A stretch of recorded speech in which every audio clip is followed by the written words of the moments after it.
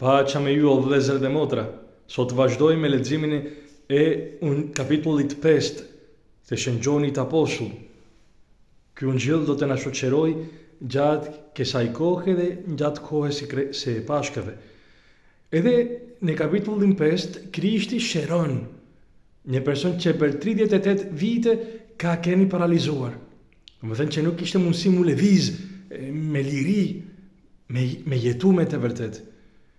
Krishti e shëron, kallzon, edhe që fjala e tij ka pushtet që ati i vet i ka dhënë me pas jetën në vetveten, edhe me pas këtë pushtet me ngjall të vdekurit. Krishti ka këtë pushtet edhe me fjalën e tij. Edhe sot ai tregon që ka 4 dëshmit që ai merr. 4 dëshmit që tregojnë që fjalët e tija janë të vërteta, që ai është i dërguari i Zotit për të na shëruar, për të na shpëtuar, për të na dhënë jetën me bollëk. Edhe ai thotë, dëshmia e parë është dëshmia e Atit të vet. Është pastaj dëshmi e veprave të veta. Veprat që ai e kryen tregon që Ati e ka dërguar atë. Pastaj është edhe dëshmia e gjon pagzuesit, e profetit. Edhe dëshmia e katërt, edhe janë shkrimet e shenjta. Shkrimet e shenjta në të cilat na japin edhe ne jetë. Na japin jetë pse? Sepse flasim për Jezusin. Ai është jeta dhe ringjallja. Ne kemi këto 4 dëshmit në jetën tonë konkrete. Ne kemi këto dëshmit. Zoti që na flet vazhdimisht edhe me veprat, me ngjarjet e jetës sonë, që Zoti na flet për Jezusin.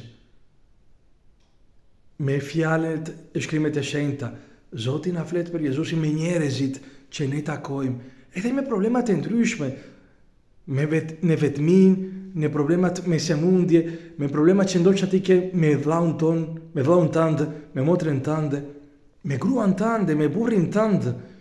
Në kryqin që ti ke, Zoti të flet për Jezusin. Edhe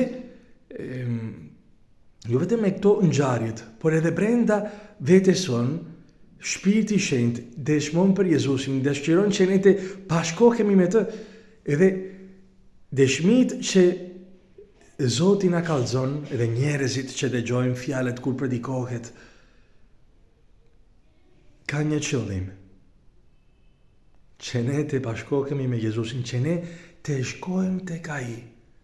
Të kundërtën që të mos marrin dëshmit që në jetë na janë dhanë për Jezusin, është që ne të mos pranojmë edhe që të mos vinë tek ai, që të kemi jetë, edhe jetë me bollëk.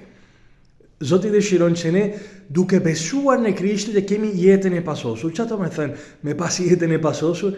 Me këto ngjarjet që ndodhin në jetën tonë, që ne këto gjanat, çdo gjë, gjanat që sjellin vuajtje dhe gjanat që na sjellin gëzim, në çdo gjë, nëse ne jetojmë me Jezusin, e kena mundësi me jetu në pace, që të shtrirë, që të hapim edhe ne si Krishtin në kryq, të hapim edhe ne krahët tanë, me pranu çdo gjë si një dhuratë prej Zotit, që nuk na çon në vdekje, por në ringjallje. Por nëse ne nuk përqafojmë Jezusin në çdo ngjarje të jetës sonë, sidomos në këto që na sjellin vuajtje, atëherë ne nuk kemi jetën e pasosur, e nuk kemi mundësi me palosk, me shkrir krahët mbi kryqin, por shtrengojmë, e mbyllim edhe marrim krushat tona për me luftu. Edhe nëse ne jena vetëm, luftojmë vetëm, edhe kumbasim, ne nuk kena jetë në vetëm. Jeta na vjen prej Zotit. Tërkurajo, kemi 2 rreziqe për të mos pranuar dëshmit që na flasin për Jezusin, që të bashkohemi me të. Rreziku i parë që na kallzon Zoti në ungjillin e ditës është që ne vetin të kënaqemi për një çast me këto dëshmit. Për shembull, kur dëgjojmë gjuhën pagzuesi, ku ne për shembull dëgjojmë ungjillin ose një predikatar, ose dëgjojmë jemi në mesh në këto momente të veçanta që janë qartas për ne, që janë momentet me Zotin. Nëse ne jetojmë këto momente, vetëm për ato moment, vetëm për atë çast, por pasaj jeta jonë nuk ka lidhje me këto ngjarjet, atëherë ne përbuzim dëshmit që Zoti na jep, që të jetojmë jetën tonë konkrete me të. Kënaqemi vetëm për një çast. Rreziku i dytë që na kallzon ungjilli ditës është që ne të kërkojmë lavdinë e njerëzve. Nuk kena mundësi me kërku, me pranu dëshmit e Zotit, mu bashku me Jezu Krishtin, nëse në të njëjtën kohë ne jemi duke kërkuar jo lavdinë e Atit, por lavdinë e njerëzve, sepse bota nuk mendon si mendon Jezusi, si mendon Ati jon qiellor. Tërkur ajo, edhe ne që jemi ashtu, që shumë herë bijem në këto dy rastet, që vetëm kënaqemi me një çast me Zotin, edhe që shumë herë jemi duke kërkuar lavdinë e njerëzve, që të tjerët mendojnë mirë për ne, që të raken respekt, edhe nëse anaskalojmë fjalën e Zotit.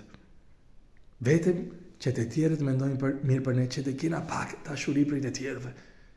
Me ne që jenë ashtu, që shumë herë kërkojmë i dhitarit, si në leximin e parë, ne kemi një Mojsi të ri, që është Jezusi. Ai për ne sot ndërmjetëson për pallatit e vet.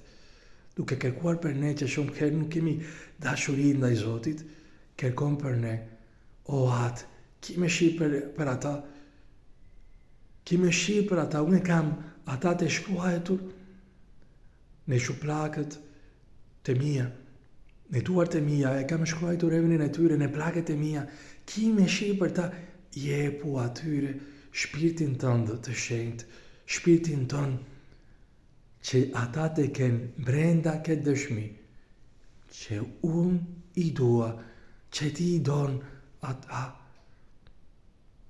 Kur ajo, vëllezër dhe motra, Zoti na don pa mas, dasht Zoti, që sot në çdo ngjarje të shkojmë tek Jezusi, ta jetojmë me të, që sot të kemi jetën me bullek. Qoleftu Krishti.